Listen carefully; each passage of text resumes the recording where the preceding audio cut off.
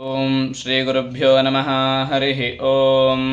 ओम अपवित्रः पवित्रो वा सर्वावस्थाङ्गतोऽपि वा यस्मरेत् पुण्डरीकाक्षं सबाह्याभ्यन्तरशुचिः। ओम ऋग्वेदाय स्वाहा। ओम यजुर्वेदाय स्वाहा। ओम सामवेदाय स्वाहा। ओम अथर्ववेदाय नमः। ओम इतिहासपुराणेभ्यो नमः। ओम अग्नये नमः। ओम सूर्याय नमः। ओम चंद्राय नमः। ओम वायवे नमः। ओम प्राणाय नमः। ओम दिग्भ्यो नमः। ओम दिग्भ्यो नमः। ओम इंद्राय नमः। ओम इंद्राय नमः। ओम पृथिव्ये नमः। ओम पृथिव्ये नमः। ओम अंतरिक्षाय नमः। ओम अंतरिक्षाय नमः। ओम दिवे नमः। ओम ब्रह्मणे नमः। ओम विष्णवे नमः। ओम सदाशिवाय नमः। ओम ऋग्वेदाय स्वाहा। ओम यजुर्वेदाय स्वाहा। ओम सामवेदाय स्वाहा। ओम अथर्ववेदाय नमः। ओम इतिहासपुराणेभ्यो नमः। ओम अग्नये नमः। ओम सूर्याय नमः। ओम चंद्राय नमः। ओम वायवे नमः। ओम प्राणाय नमः। ओम दिग्भ्यो नमः। ओम दिग्भ्यो नमः। ओम इंद्राय नमः। ओम इंद्राय नमः। ओम पृथिव्ये नमः। ओम पृथिव्ये नमः। ओम अंतरिक्षाय नमः। ओम अंतरिक्षाय नमः। ओम दिवे नमः। ओम ब्रह्मणे नमः। ओम विष्णवे नमः।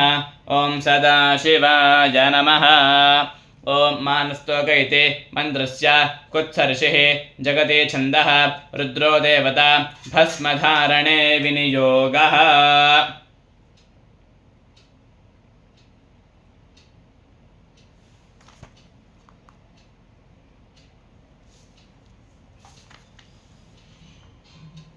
ओम मानस्तोके तनये मान आयो मानो गोषु मानो अश्वेषु रीरिषः वीरान्मानो रुद्रभामितो वधिर्हविष्मन्तः सदमित्वा आहवामहे त्र्यायुषं च मदग्नेरिति ललाटे कश्यपस्य त्रयायुषमिति कण्ठे अगस्त्यस्य त्रयायुषमिति नाभौ यद्देवानां त्रयायुषमिति दक्षिणभुजे तन्मे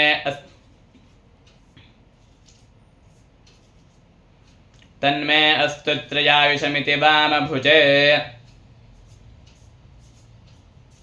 सर्वमस्तु शतायुषमिति शिरसि बलायुषमिति सर्वाङ्गे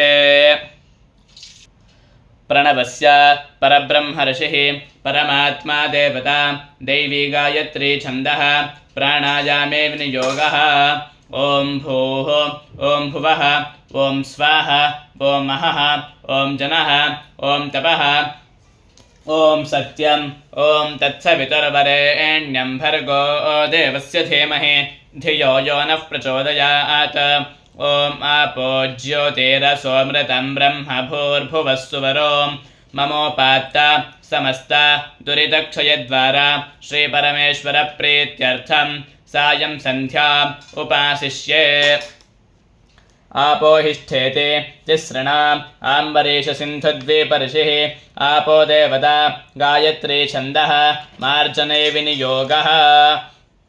ओम आपो हिष्ठामयो भुवाः तान ऊर्जे दधातन महेरणाय चक्षसे यो वः शिवतमोरसाः तस्य भाजयते हनाः उशतीरिव मातराः तस्मा अरङ्गमामवः यस्य क्षयाय जिन्वथ आपो जनयथा च नः।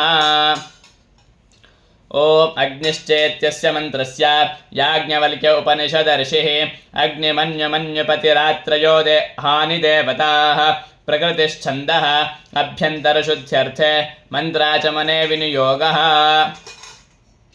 ओम अग्निश्च मामन्युश्च मन्युपतयश्च मन्युकृतेभ्यः पापेभ्यो रक्षन्ता यदह्ना पापमकारुषं मनसा वाचा हस्ताभ्यां पद्भ्यामुदरेण शिष्णा अहस्तदवलुम्पत यत्किञ्च दुरितं मयि इदमहं माममृतयोनौ सत्ये ज्योतिषि जुहोमि स्वाहा।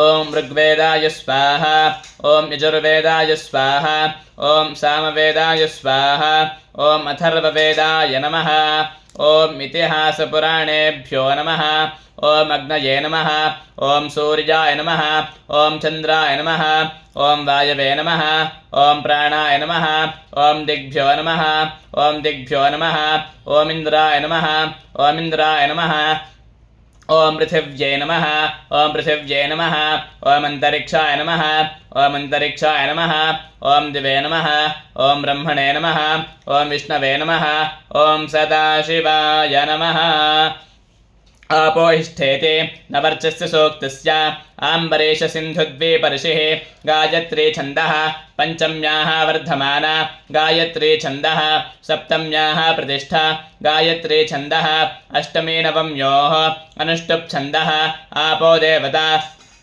द्वितीयमार्जने विनियोगः ॐ आपोहिष्ठामयो भुवस्तान ऊर्जे दधातन महेरणाय चक्षसे यो वः शिवतमोरसस्तस्य भाजयते हनाः उशतीरिव मातराः तस्मा अरङ्गमामवो यस्य क्षयाय जिन्वथा आपो जनयथा च नः शन्नो देवीरभिष्टय आपो भवन्तु पीतये संयोरभिस्रवन्तु नः ईशानावार्याणां क्षयन्तेश्चर्षणीना अपोजा आचामि भेषजम् अप्सु मे सोमो अब्रवीदन्तर्विश्वानि भेषजा अग्निं च विश्वशम्भुवम् आपः प्रणीतभेषजं वरोथं तन्वे मम ज्योक्ष सूर्यं दृशे इदमापः प्रवहत यत्किञ्च दुरितं मयि यद्वाहमभिदुद्रोह यद्वा शेप उतान्द्रितम् आपो अद्यान्वचारिषं रसेन समगस्महे त्वयस्वानग्न आगहितं मा संसृज वर्चसा ॐ मृतं चेत्यस्य मन्त्रस्य मादुच्छन्दसोऽखमर्षण ऋषिः अनुष्टुप्छन्दः भाववृत्तं देवता अखमर्षणे विनियोगः ॐ ऋतं च सत्यं चाभिद्धात्तपसोऽध्यजायत ततो रात्र्यजायत ततः समुद्रो अर्णवः समुद्रादर्णवादधि संवत्सरो अजायत अहोरात्राणि विदधद्विश्वस्य मिषतो वशे सूर्याचन्द्रमसौ धाता यथा पूर्वमकल्पयत दिवं च पृथिवीं चान्तरिक्षमथो स्वाहा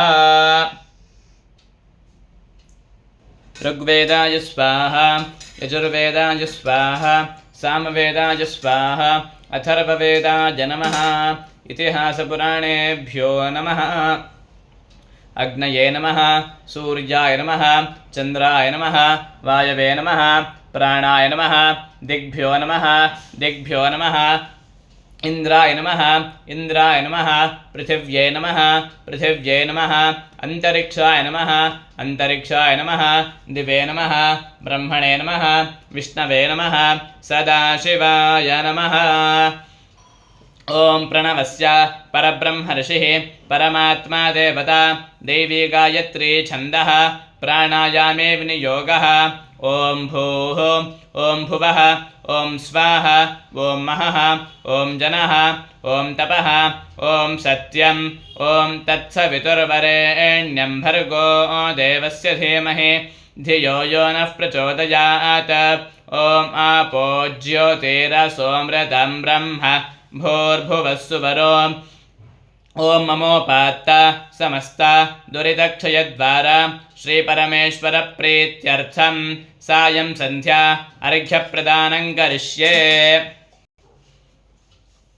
ॐ भूर्भुवः स्वाहा तत्सवितुर्वरेण्यं भर्गो देवस्य धीमहि धियो यो नः प्रचोदयात् ॐ भूर्भुवः स्वाहा तत्सवितुर्वरेण्यं भर्गो देवस्य धीमहि धियो यो नः प्रचोदयात् ॐ भूर्भुवः स्वाहा तत्सवितुर्वरेण्यं भर्गो देवस्य धीमहि धियो यो नः प्रचोदयात् ॐ असावादित्यो ब्रह्मा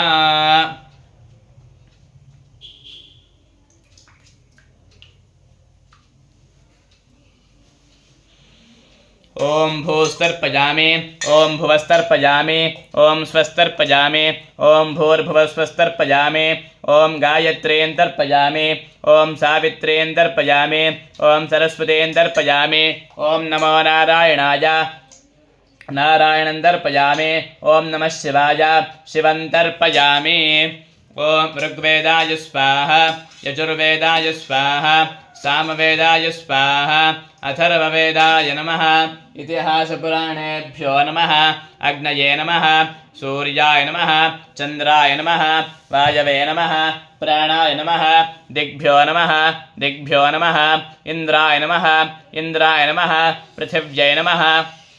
पृथिव्यै नमः अन्तरिक्षाय नमः दिवे नमः ब्रह्मणे नमः विष्णवे नमः सदाशिवाय नमः ॐ ऋग्वेदाय स्वाहा ॐ यजुर्वेदाय स्वाहा ॐ सामवेदाय स्वाहा अथर्ववेदाय नमः ॐ इतिहासपुराणेभ्यो नमः ॐ अग्नये नमः सूर्याय नमः चन्द्राय नमः वायवे नमः प्राणाय नमः दिग्भ्यो इन्द्राय नमः पृथिव्यै नमः अन्तरिक्षाय नमः दिवे नमः ब्रह्मणे नमः विष्णवे नमः सदाशिवाय नमः ॐ गुरुर्ब्रह्मा गुरुर्विष्णुर्गुरुर्देवो महेश्वरः गुरुः साक्षात् परब्रह्म तस्मै श्रीगुरवे नमः ॐ श्रीगुरुभ्यो नमः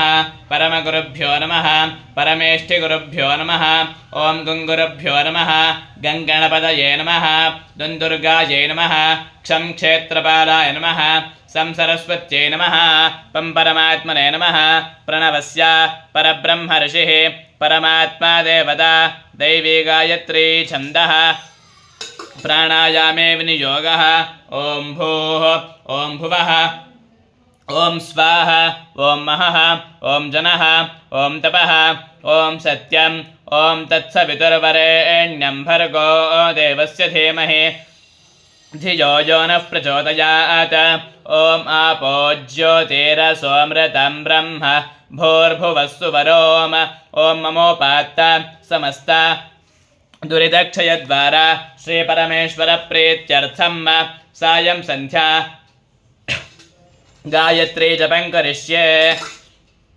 ॐ अस्य श्रीं गायत्री महामन्त्रस्य गाथिनो विश्वामित्र ऋषिः सविता देवता देवी गायत्री छन्दः जपे विनियोगः तत्सवितुर्ब्रह्मात्मने अङ्गुष्ठाभ्यां नमः वरेण्यं विष्णुवात्मने तर्जनीभ्यां नमः भर्गो देवस्य रुद्रात्मने मध्यमाभ्यां नमः धीमहि ईश्वरात्मने अनामिकाभ्यां नमः धियो यो नः सदाशिवात्मने कनिष्ठिकाभ्यां नमः प्रचोदयात् सर्वात्मने करातालकरपृष्ठाभ्यां नमः तत्सवितुर्ब्रह्मात्मने हृदयाय नमः वरेण्यं विष्णुवात्मने शिरसे स्वाहा भर्गो देवस्य रुद्रात्मने शिखायै वषट् धीमहि ईश्वरात्मने कवचायुहं धियो यो नः सदाशिवात्मने नेत्रत्रयाय वौषट् प्रचोदयात् सर्वात्मने अस्त्राय फट् भूर्भुवः सुवरोमिति दिग्बन्धः अथ ध्यानम्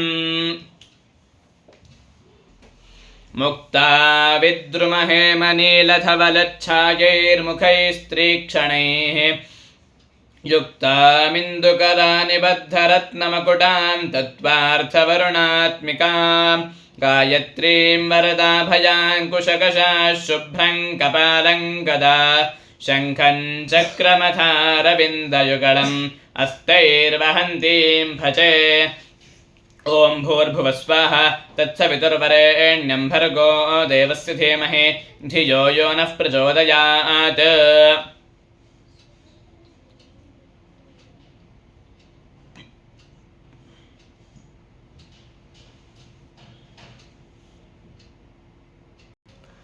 तत्सवितुर्ब्रह्मात्मने हृदयाय नमः।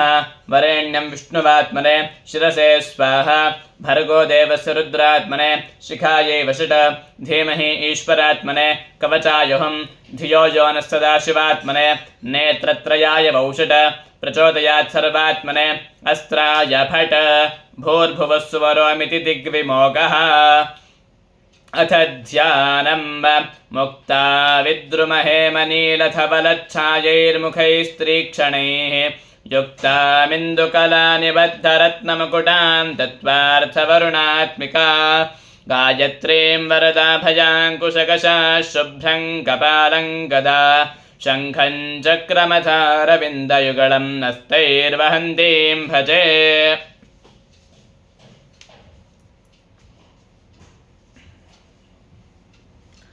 इमं मे वरुणा तत्त्वायामीत्यनयोः आजीगर्त्य शुनश्चे पर्षिः आद्या गायत्री द्वितीया त्रिष्टुप वरुणो देवता वरुणोपस्थाने विनियोगः।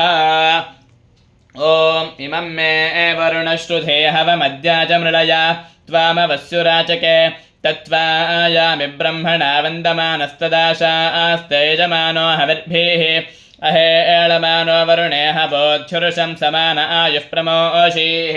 ॐ वरुणाय नमः। ॐ वायवे नमः। ॐ कुबेराय नमः। ॐ ईशानाय नमः। ॐ इन्द्राय नमः। ॐ अग्नये नमः। ॐ यमाय नमः। ॐ निरऋतये नमः। ॐ नमो भूमिगोपितृगुरुदेवताभ्यो नमः। ॐ भूरिदं प्रदक्षिणम्। ॐ भुवरिदं प्रदक्षिणम्। ॐ सुवरिदं प्रदक्षिणम्। ॐ भूर्भुवः सुवरिदं प्रदक्षिणम्। ॐ ध्रुवासु त्वासु क्षितिषु क्षयन्तो व्या अस्मत्पाशं वरुणो मुमोचत अवो वन्वाना अदितेरुपस्थाद्यूयं पात स्वस्तिभिः सदा नः। ऋतगों सत्यं परं ब्रह्मपुरुषं कृष्णपिङ्गलम् ऊर्ध्वरेतं विरूपाक्षं विश्वरूपाय वै नमो नमः। ॐ इन्द्रश्रेष्ठानि द्रविणानिधेहि चित्तिन्दक्षस्य सुभगत्वमस्मे पोषं रयेणामरिष्टिं तनूनां स्वाद्मानं वाचस्सुदिनत्वमह्ना। ॐ यमाय धर्मराजाय मृत्यवे चान्तकाय च वैवस्वताय कालाय सर्वभूतक्षयाय च औदुम्बराय दध्नाय नीलाय परमेष्ठिने मृकोदराय चित्राय चित्रगुप्ताय वै नमः। ॐ नमो ब्रह्मण्यदेवाय गोब्राह्मणहिताय च जगद्धिताय कृष्णाय गोविन्दाय नमो नमः। ॐ आकाशात् पतितन्तो यं यथा गच्छति सागरं सर्वदेव नमस्कारः केशवं प्रति गच्छति। ॐ चतुस्सागरपर्यन्तं गोब्राह्मणेभ्यः शुभं भवतु। साध्यो नारायण ऋषिः गायत्री छन्दः लक्ष्मीनारायणो देवता अष्टाक्षरी जपे विनियोगः। ॐ नमो नारायणाय। वामदेव ऋषिः पङ्क्तिश्छन्दः श्रीसदाशिवरुद्रो देवता पञ्चाक्षरी जपे विनियोगः। ॐ नमः शिवाय। अनेन सायं सन्ध्यावन्दना गायत्री अष्टाक्षरी पञ्चाक्षरी जपकर्मणा सर्वात्मकः श्रीपरमेश्वरः प्रीयताम्। कर्मकाले सर्वविधा लोप प्रायश्चित्तार्थं नामत्रया जपं करिष्ये। अच्युताय नमः अनन्ताय नमः गोविन्दाय नमः अच्युताय नमः अनन्ताय नमः गोविन्दाय नमः अच्युत अनन्त गोविन्देभ्यो नमः। कायेन वाचा मनसेन्द्रियैर्वा बुद्ध्यात्मना वा प्रकृते स्वभावात् करोमि यद्यत् सकलं परस्मै नारायणायेति समर्पयामि। ॐ ऋग्वेदाय स्वाहा। ॐ यजुर्वेदाय स्वाहा। ॐ सामवेदाय स्वाहा। ॐ अथर्ववेदाय नमः। ॐ इतिहासपुराणेभ्यो नमः। ॐ अग्नये नमः। ॐ सूर्याय नमः। ॐ चन्द्राय नमः। ॐ वायवे नमः। ॐ प्राणाय नमः। ॐ दिग्भ्यो नमः। ॐ दिग्भ्यो नमः। ॐ इन्द्राय नमः। ॐ इन्द्राय नमः। ॐ पृथिव्यै नमः। ॐ पृथिव्यै नमः। ॐ अन्तरिक्षाय नमः।